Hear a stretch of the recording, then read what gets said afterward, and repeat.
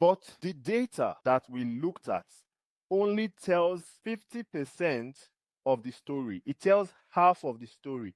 It doesn't tell the entire story. This data only tells us that this was the performance in this region in this period of time, but it does not tell us why this was the result. It does not tell us the story behind why registrations was so much in January, for example, and so little in March. But you, the regional curators, you know the second half of that story. Even if you are not aware that you know, the truth is, we all know the second half of what our data is telling us. And what is the second half? The second half is the context of that data, the regional context in which the explanation of that data becomes relevant.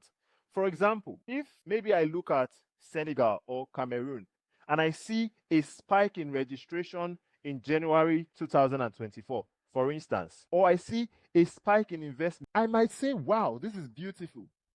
But the curator might know the reason. For example, maybe in that period, they implemented a government policy that increased the minimum wage of workers, and workers could afford to make more investments.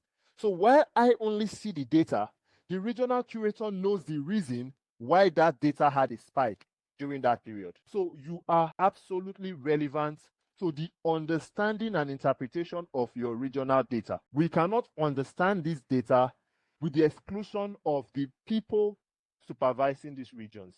It's not possible. We will only understand half the story. If you agree with that, you can put plus in the chat room. Thank you.